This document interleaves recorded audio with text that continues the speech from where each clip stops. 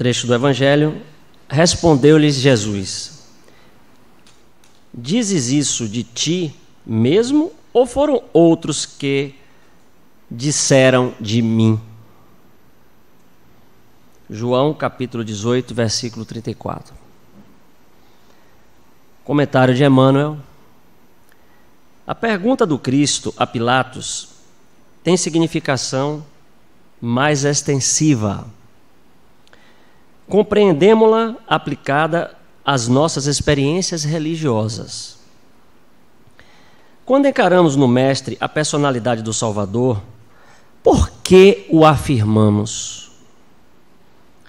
Estaremos agindo como discos fonográficos, na repetição pura e simples das palavras ouvidas? É necessário conhecer o motivo pelo qual atribuímos títulos amoráveis e respeitosos ao Senhor.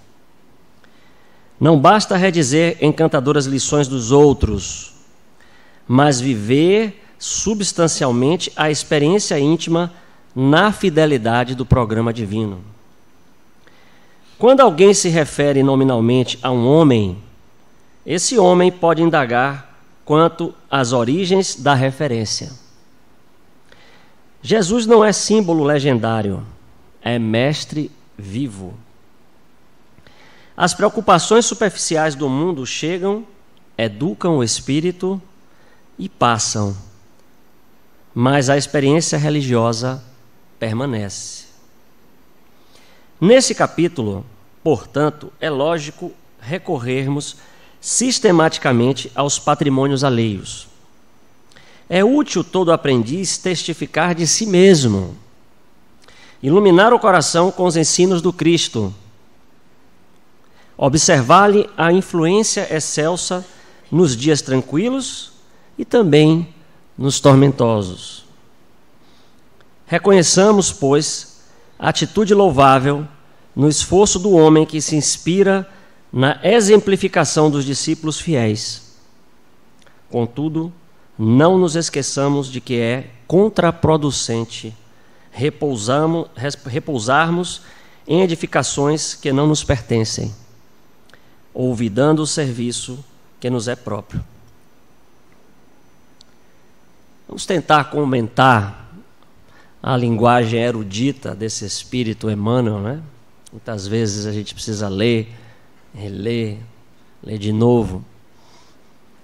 Ele compete com Joana de Ângeles. Vocês já leram o livro de Joana de Ângeles?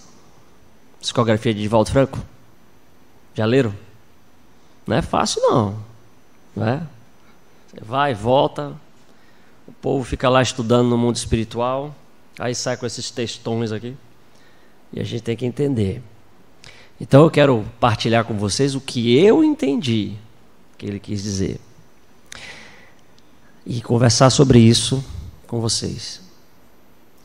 Acho que a chave está justamente no título, né? Testemunho. Nós vivemos dias hoje na humanidade em que essa palavra testemunho está extremamente presente. Veja, por exemplo, e principalmente no campo religioso, veja, por exemplo, nossos irmãos evangélicos, né? Qual é a forma mais ostensiva deles captarem novos fiéis adeptos? É justamente com o testemunho. Quantas vezes você liga a televisão, ou se alguém aqui já foi no culto evangélico, e o sujeito é chamado à frente para dar o quê?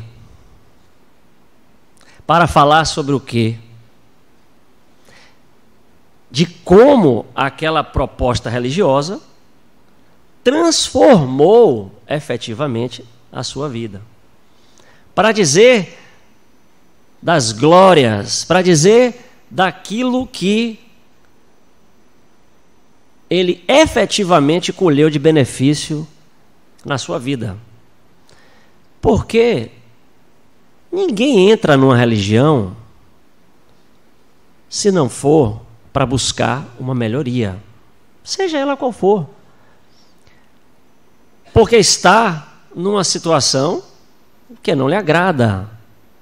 Pode ser uma circunstância passageira de vida, ou pode ser um vazio existencial. Não importa. Você busca uma religião, faz um movimento para entrar em contato com o espiritual, porque você não consegue dar conta da vida com base no que o mundo material pode lhe oferecer. A necessidade de buscar o espiritual, ela ultrapassa o âmbito da materialidade. É algo que está no mundo psíquico. Se você pegar a busca de Deus na humanidade, você vai ver que não importa onde o homem estava, isolado ou não, no meio do mato, em comunidades, não importa, ele sempre buscou Deus de alguma forma.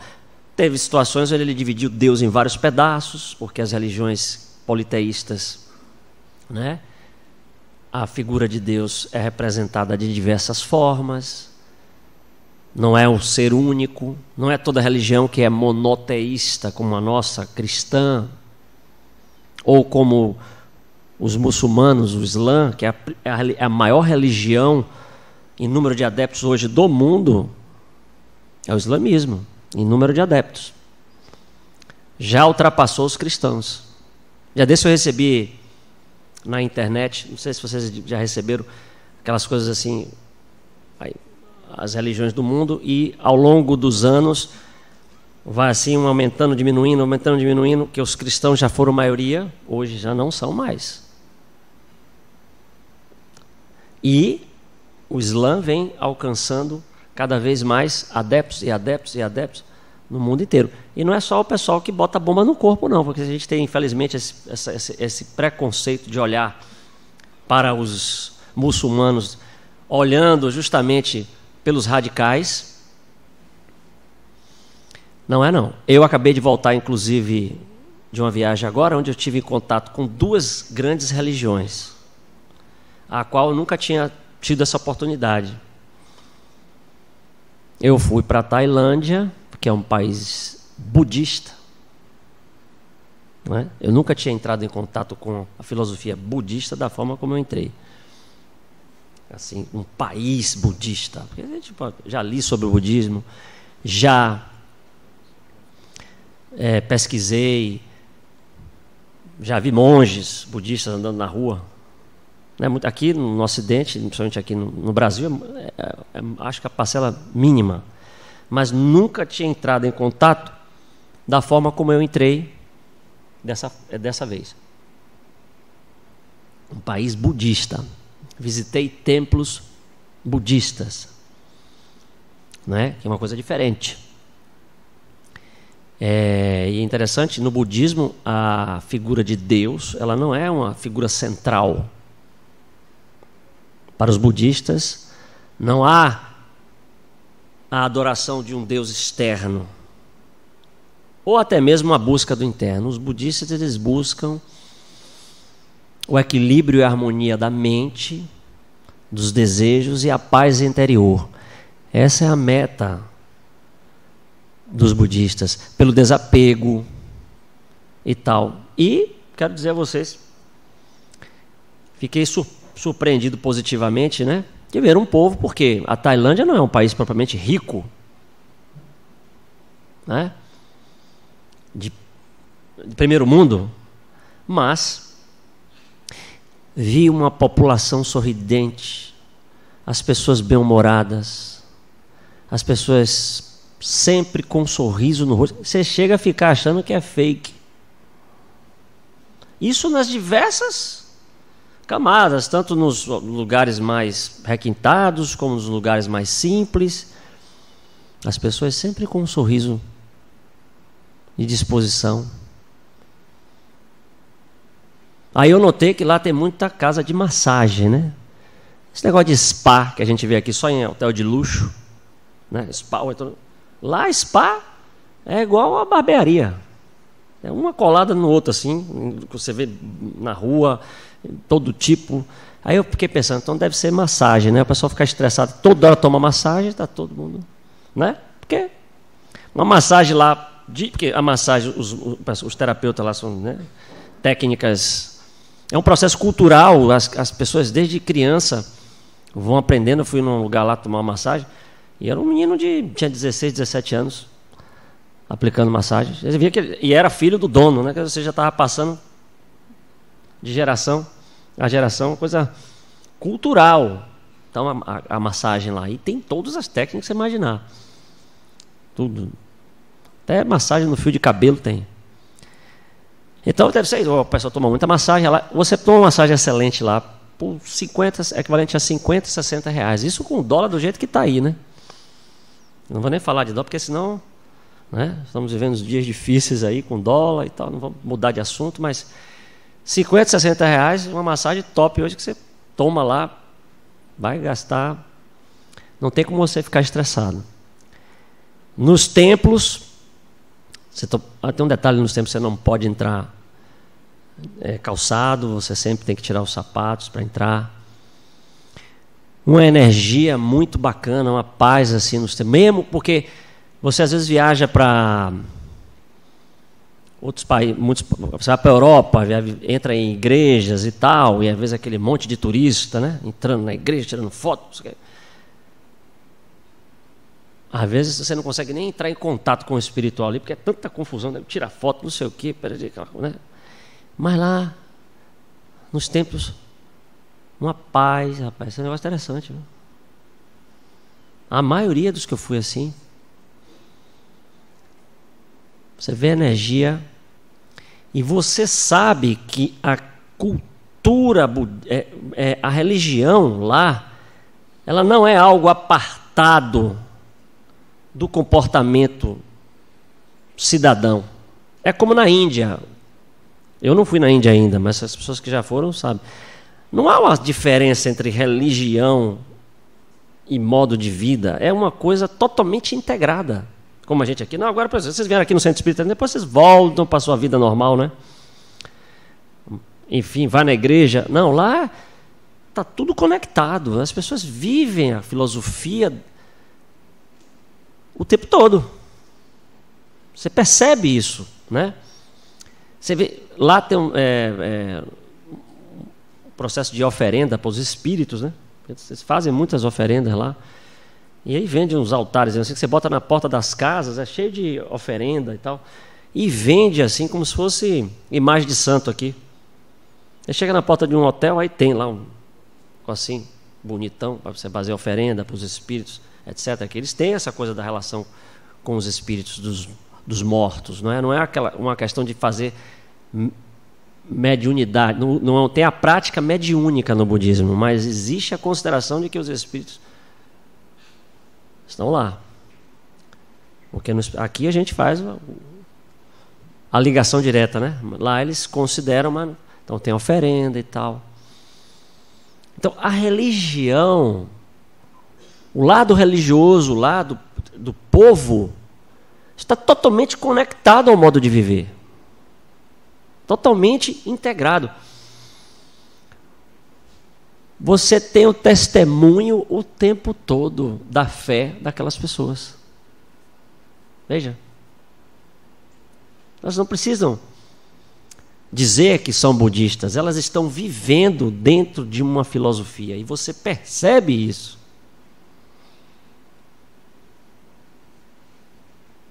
Aí você sai de um país desse. Aí eu fui para um país islâmico. O Catar, onde vai ter a Copa do Mundo? Que é um país riquíssimo, né? Porque o país está cheio de dólar lá de petróleo. É pequenininho. 2.800.000 habitantes tem lá. Mas a cidade, né? Onde vai ter a Copa lá, Doha.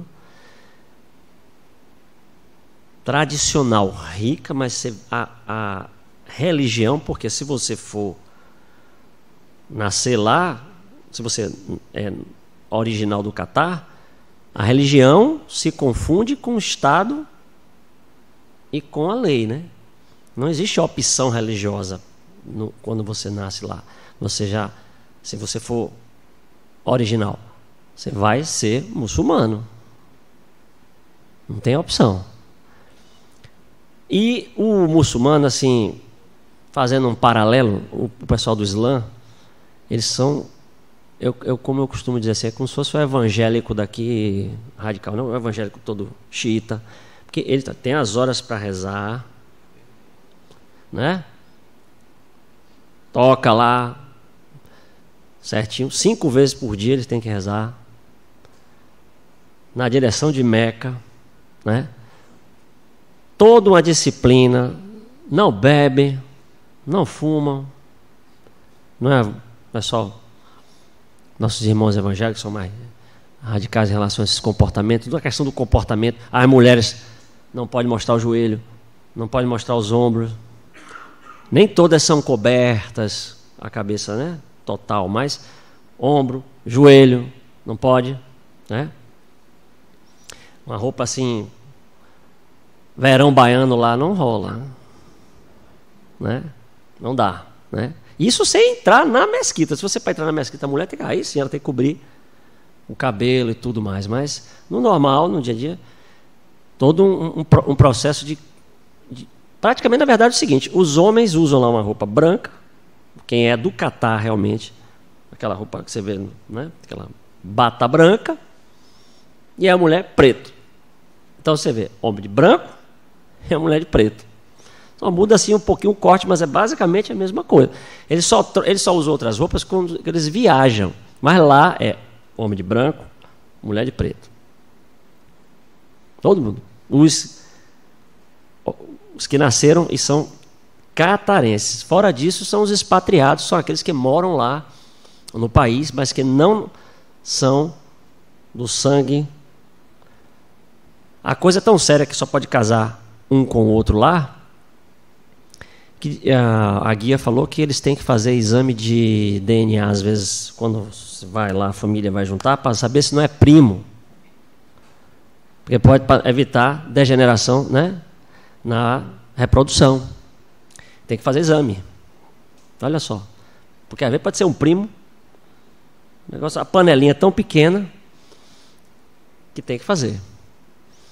Então é outra coisa. Aí já é outra pegada. Mas a religião totalmente conectada no modo de viver das pessoas, né? Como eu falei, são 5 vezes por dia você tem que rezar. 5 vezes por dia, né? É uma outra expressão religiosa, mais disciplinada. Bom, o Islã é monoteísta. Alá é Deus. Então é o Deus único. Não são vários deuses. Mas você vê a espiritualidade manifestada lá de uma outra forma. Foi interessante eu poder ter esse contraste, né? De duas grandes religiões da Ásia. Você vê manifestado no povo de uma outra maneira, mas você sente. O testemunho está lá. Você percebe. Não precisa perguntar. Está explícito. A religião faz parte, a religiosidade faz parte do modo de vida das pessoas. A adoração a Deus, já no caso, Alá. A saudação, inclusive, é Salam Aleikum. Você, quando fala com a pessoa. Eu só aprendi uma palavra em tailandês que é obrigado. Porque é difícil pra caramba. Que é obrigado, será que é obrigado em tailandês? Kopunka. Kopunka. Ah, ainda tem essa, né? O povo fica o tempo todo assim, né? Você fala com você. Lá na Tailândia, assim, o tempo todo. Você chega a ficar. Olha, você sorri. É um tal de baixa a cabeça que é a saudação, né? E tá. Então vejam, duas manifestações religiosas, onde as pessoas não precisam falar que elas são religiosas. A vida espiritual está totalmente conectada. Porque aqui no Ocidente a coisa é meio assim, né? Você fala assim, está passando por um problema na sua vida e você fala assim, agora eu tenho que cuidar da minha vida espiritual. Já negligenciei demais. A gente fala assim. Agora eu vou cuidar. É porque provavelmente estava lá na gaveta guardada, né? Aí você agora eu vou tirar da gaveta a minha vida espiritual e vou começar a cuidar dela. Passa assim um pano porque está assim meio empoeirada, né? Minha vida espiritual. Vou te pegar ali. Porque eu estou meio abandonado, né? Está meio abandonada a minha vida espiritual. Aí eu vou para a igreja, vou procurar um pastor, procurar um padre, vou no centro espírita tomar um passe. Aí vamos para lá escolher, né, as opções. Mas vou cuidar. Então, veja a diferença. Aí onde é que está?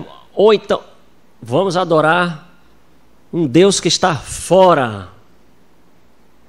E essa é uma diferença básica das religiões no Oriente para aqui para o Ocidente. Isso é uma diferença básica. Modo geral, no Oriente, a busca de Deus é interior. A busca é interior. Não é um objeto de adoração externa. É um mergulho em si mesmo, ou seja, na natureza, como, por exemplo, os taoístas na China ou no Japão. A conexão com a natureza é muito grande. Se busca o espiritual nessa conexão, o respeito à natureza é muito grande. Aqui no Ocidente nós estamos mais para essa coisa da adoração externa, né? As imagens. Isso veio também muito da influência pagã na Europa, porque vamos lembrar que quando o cristianismo se torna uma religião oficial, ali nos anos 300 depois de Cristo, quando Constantino realmente,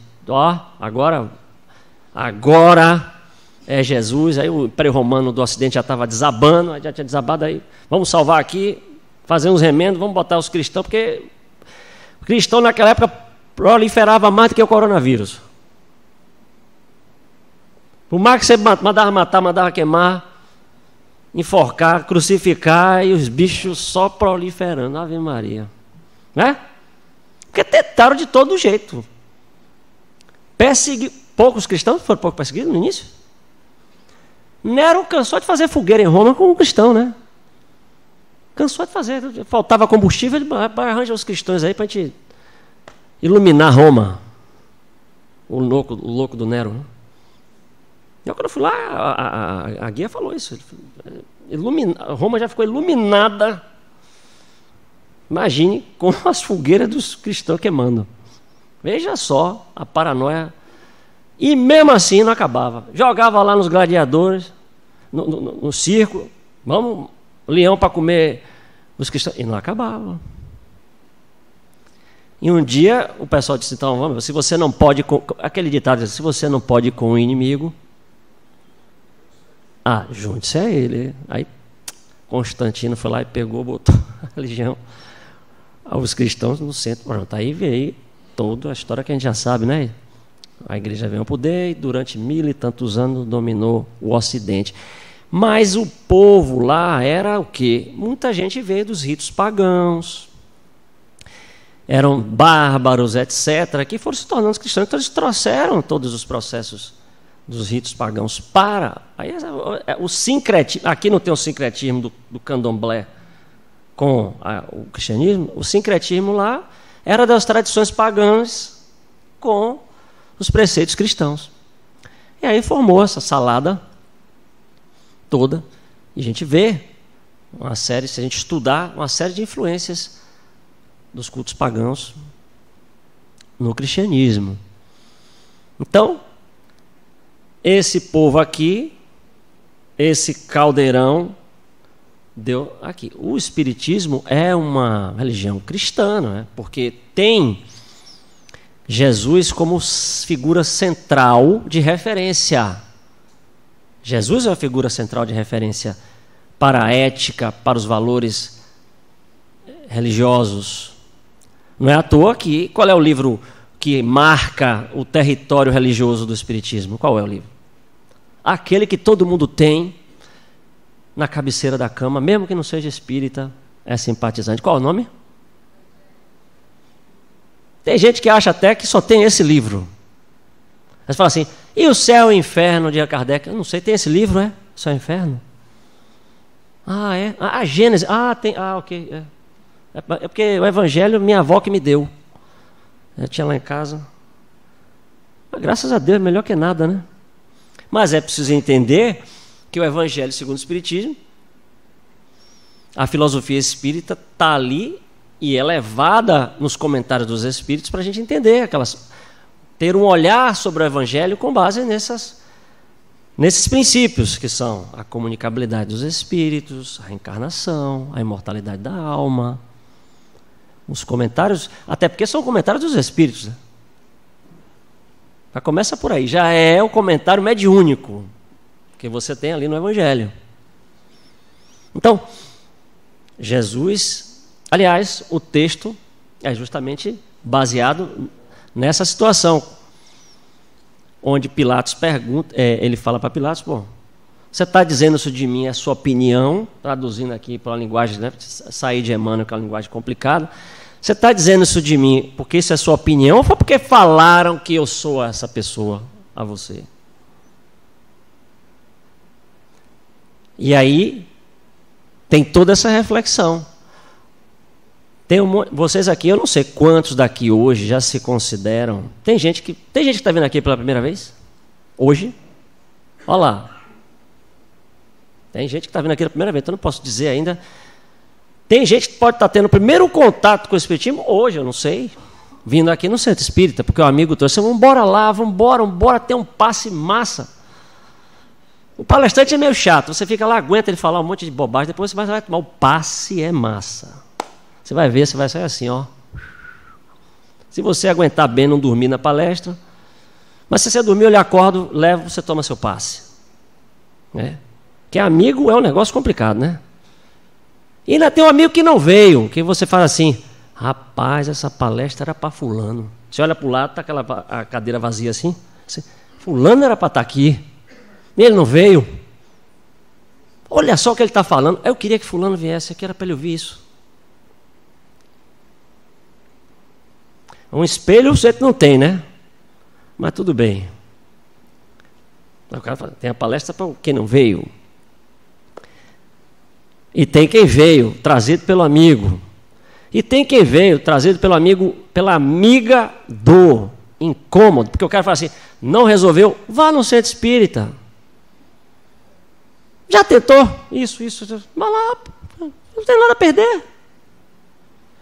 No mínimo tem um passe bacana. Se você tiver, porque tem gente que tem medo de entrar lá na sala de passe, né? Toma um coletivo aqui, é mais tranquilo. No máximo apaga um pouquinho a luz assim. Porque ainda tem a turma que vem assustada também, ainda tem essa. Tem a turma que diz, rapaz, e vem cá. E que hora que o espírito vai apresentar? Porque eu não gosto desse negócio, não. Esse negócio de espírito para lá, não, comigo não. Agora tem também o que fica chateado porque vem e não vê o espírito se manifestar. Tem esse também. Ah, peraí, eu fui lá no centro espírita, não vi espírito nenhum falar. Quer dizer, eu sou desencarnado, né? Provavelmente, né? Que eu saiba, eu sou um espírito. Estou falando aqui. Agora, mas não, é isso que você estava falando, não. Eu quero é ver um espírito falar. Sim, meu tio que morreu, ele não deixou a senha do banco. Estou precisando pegar. E aí, como é que faz? Não é? Aí fica frustrado. Aí vem 2, 3. Não quero o fenômeno. Eu preciso ver. Eu gosto de tocar. Eu sou São Tomé. Eu tenho que tocar na ferida. Ó, tem de tudo, né? E olha que o Espiritismo é uma ciência, uma filosofia religiosa que começa pelo conhecimento. A base é o conhecimento, né? A investigação da nossa natureza. Quem nós somos, de onde viemos, para onde vamos. Quem nós somos? Quem sou eu? Um espírito imortal reencarnado. Não sou alguém que foi criado agora. De jeito nenhum. Só o fato de vocês estarem aqui já mostra que vocês são evoluídos, né? Sim, claro. Porque como a doutrina espírita é uma proposta que começa pelo saber, antes de qualquer coisa, pelo esclarecimento, há de se ter um mínimo de capacidade para poder absorvê-la, né? De fato, ela não é uma filosofia de massas. Você nunca vai ver um centro espírita com 3.000 pessoas. É difícil. Pode até ter, mas é difícil. Por quê? Ela não deixa de ser uma religião seletiva no que pressupõe algo importante, que é você estudar, conhecer, se aprofundar nos seus princípios, para que você possa desenvolver a sua consciência. Esse é um ponto importante. O Espiritismo não é uma religião salvacionista que se propõe a salvar ninguém. Até porque o lema não é fora da verdade, fora do Espiritismo na salvação, é fora da caridade. E aí Allan Kardec já perdeu mais de não sei quantos adeptos só com essa frase. Ele não era um cara bom de marketing, vamos ser sinceros. Porque se ele quisesse adepto, ele não ia fazer um slogan desse. É um fracasso. Porque quem quer fazer adepto faz a propaganda para dentro. Você chega lá naquele tempo lá dos nossos amigos evangélicos, está assim, só Jesus salva, venha para cá. Né? Pare de sofrer, venha para cá. Mas isso aqui é um marketing de impacto. Pare de sofrer, venha para cá. A gente não diz isso, fora da caridade. Então é o seguinte, você pode fazer a caridade e você vai se salvar. Mas você pode fazer a caridade para o centro espírita? Não. Então o que eu vou fazer lá? Entendeu? Agora, quando a amiga do bate, e aí às vezes as situações não conseguem ser resolvidas, e o negócio aperta, e aí você arranja mais uns 3, 4 companheiros invisíveis, aí aquele peso, aí tu fala, vai lá no centro, rapaz, fazer uma desobsessão, você está carregado. Antes que eles lhe carreguem, carregue você. E aí, ó. E hoje é dia? Que dia é hoje? Quarta-feira, que atividade de quê? Ah, é? É verdade, eu tinha me esquecido.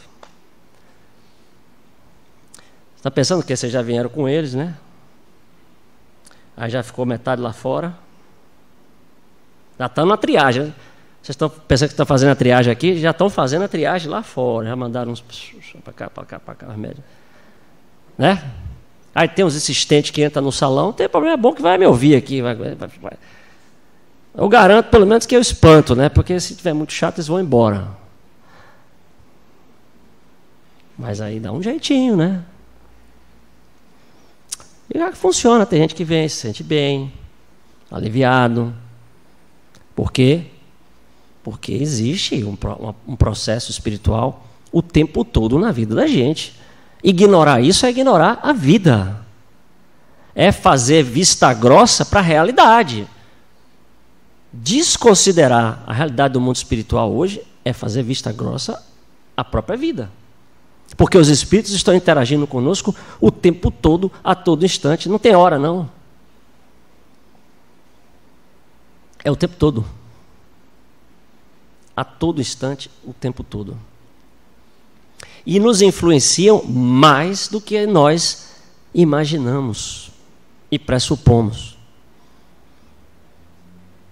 E a qualidade da companhia que você anda está diretamente relacionada à qualidade dos seus pensamentos, sentimentos e emoções, no que você vibra. No que você vibra? O seu testemunho aí, nesse caso, já começa a ser a sua própria vibração, porque tem gente que chega, você chega perto de certas pessoas, você já... Não é? E já outras... O equilíbrio demonstrado na sua própria aura, na sua própria vibração. O tipo de pessoa que você sente, o tipo de pensamento que você tem, o tipo de sentimento que você sente, determina a qualidade da sua aura, da sua psicosfera. Então, não adianta se entupir também de conhecimentos espíritas, ficar expert em mediunidade, e não se transformar, para que a sua própria vida seja o testemunho da sua realidade. Não precisa ninguém dizer que você é espírita ou isso, aquilo, outro. Você já será a demonstração viva daquilo que você acredita, daquilo que você professa de fé, espiritualmente falando. E as pessoas vão sentir. Então, cada vez... Porque vocês já notaram que as pessoas estão cada vez mais sensíveis, que você e eu estamos ficando mais sensíveis? Vocês já se deram conta disso? A evolução da humanidade na direção dessa nova sensibilidade psíquica, como as pessoas estão mais sensíveis? Observe. Há realmente um desenvolvimento cada vez maior dessa sensibilidade no ser humano. Se você for médio, então aí disparou de vez. Aí se for médio ostensivo, porque todos nós somos mais ou menos médios. Em maior ou menor grau. Mas se ele for um médio ostensivo... Porque a vida é feita de atos, de atitudes, mais do que qualquer coisa. A gente conhece uma pessoa pelas suas ações, né? Não pelo aquilo que ela fala. O testemunho é a vida da pessoa. O seu testemunho é a sua vida. Ou então, tome-lhe rótulos, fachadas. Oi, Rose. Tudo bem? Dando uma olhadinha lá, a nossa musicoterapeuta. Então, a vida é isso aí.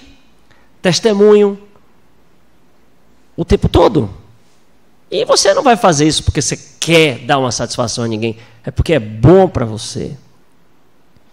E você será, mesmo quando as pessoas acharem que você não é. Vocês já viram falar de um grande tenor espanhol chamado Plácido Domingo? Já viram falar de um outro grande tenor espanhol chamado José Carreras? Vocês sabiam que eles eram inimigos mortais? Não? Por uma simples razão. José Carreras era madrilenho. Era catalão, desculpa. Não posso trocar Bahia com Vitória, né? E Plácido Domingo era madrilenho. Vocês ouviram falar de Real Madrid contra Barcelona, não? Já pegaram, né? Os catalões são inimigos mortais dos espanhóis. Na verdade, eles querem se separar da Espanha, né? Já teve 2 anos aí que eles tentaram se separar na raça de novo, aí o cara foi preso. Tudo. Enfim, porque eles não se consideram espanhóis, para começo de conversa. E eles foram duramente perseguidos. Eu tive a oportunidade de conhecer Barcelona uns 5 anos atrás e a perseguição aos catalães pelos madrilenhos era algo absurdo, né? Coisas assim, durante a ditadura de Franco, as famílias eram perseguidas, mortas, sabe? Matava a família toda, só ficava uma pessoa. Só porque desconfiava que o cara estava traindo, enfim. Então, essa rivalidade que a gente conhece mais pelo futebol, ela tem origens históricas e muito sérias. Então, esses 2 tenores famosíssimos, donos de uma voz maravilhosa, eles eram inimigos. Se um fosse apresentar numa cidade, no mesmo dia, por coincidência, num espetáculo, num evento onde o outro fosse, eles não aceitavam sequer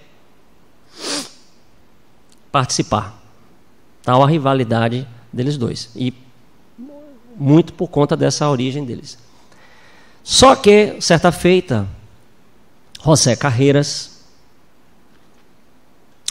foi acometido de uma doença grave e rara, a qual lhe causava problemas para as suas apresentações E ainda lhe causava problemas financeiros, porque eram tratamentos caríssimos que ele tentava fazer, e ele não conseguia recursos suficientes para dar frente. Então ele começou a ficar em dificuldades financeiras, porque ele não podia fazer show, e ao mesmo tempo gastava fortunas, a doença rara, de difícil cura. Aí ele estava já num momento difícil da vida dele. Ele ficou sabendo, um amigo contou, que tinha uma instituição que ajudava pessoas que tinham a doença que ele tinha. E sabe o que é que ele ficou sabendo? Aí quando ele alcançou a cura, ele começou a fazer show, e começou a arrecadar de novo. Ele disse, agora foi procurar a instituição para fazer as doações e ajudar a instituição. Aí foi procurar saber os membros dessa instituição e tal, quem foi que fundou. Pasmem, minhas amigas, meus amigos, ele descobriu uma coisa extraordinária. Ele descobriu que essa instituição foi fundada por nada mais, nada menos por que Plácido Domingo. Aí ele tomou um susto. Mas o quê? E só tinha um membro, que era Plácido Domingo. Ele tomou um choque, né? Toda vez que eu conto essa história, eu tomo um choque, que dirá ele? Aí ele, durante uma apresentação de Plácido Domingos, no momento dos aplausos, o José Carreira subiu ao palco, se ajoelhou e agradeceu a ele em público, em lágrimas, por essa atitude dele, do inimigo dele. Imagine. Tempos depois, Plácido Domingos foi... obviamente, eles se tornaram amigos, né? Houve todo o perdão e tal. É tanto que vocês devem conhecer aquele show que eles fizeram juntos com alguém, já deve ter visto, com Pavarotti. Os três amigos, tem aquela música Amigos para Sempre. Né? Enfim, aí o Plácido estava sendo entrevistado, né?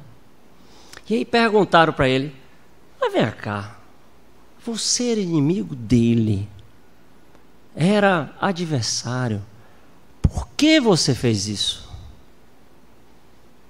Aí ele falou, porque uma voz como aquela não podia se calar. Eu conto e me arrepio, né? Porque imagine, porque uma voz como aquela não podia se perder. Às vezes a gente vê pessoas falando do bem, falando de amor, e vivendo como? E às vezes o testemunho vem dessa forma, de uma forma surpreendente, de uma forma que a gente não espera, mas é o que vale, é o que conta. É como Jesus perguntou a Pilatos, você está falando isso de mim? É porque você sente, é a sua opinião, ou é porque disseram de mim? Não é? Você conhece as pessoas pelos seus atos ou pelo aquilo que ela fala, pelo que ela diz? Como é que você se move na vida? Qual é o seu nível de coerência pessoal em relação aos seus atos, em relação às suas ideias? O Espiritismo é uma doutrina extraordinária, ela lhe provê de uma série de conhecimentos que podem lhe ajudar a transitar na vida de uma maneira mais plena, mais consciente, mais verdadeira. O que não quer dizer que você não tropece. Tem muita gente que diz, eu não posso ser espírita porque não dá, porque eu tenho que ser perfeito. Tem gente que está nessa paranoia. Não. É o esforço, é a vontade de acertar a cada dia, para que talvez você possa fazer um ato extraordinário desse, como na sua vida, ou pequenos atos, não importa. Mas cada dia. É para isso que nós temos várias reencarnações. É por isso que a misericórdia divina se expressa pela lei da reencarnação. Quando ela lhe possibilita,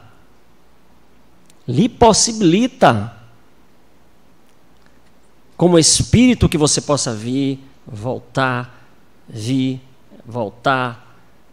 tantas vezes quanto você possa ter que aprender sobre algo que é importante para a sua felicidade.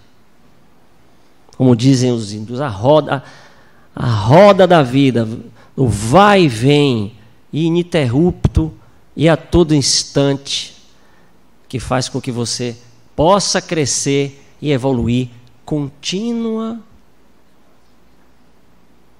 e indefinidamente, porque a lei é do progresso, mas a sua parte você precisa fazer. O seu testemunho cabe a você,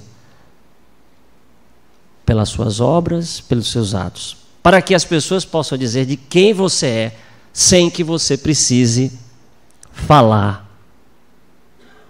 Basta ser. Muita paz.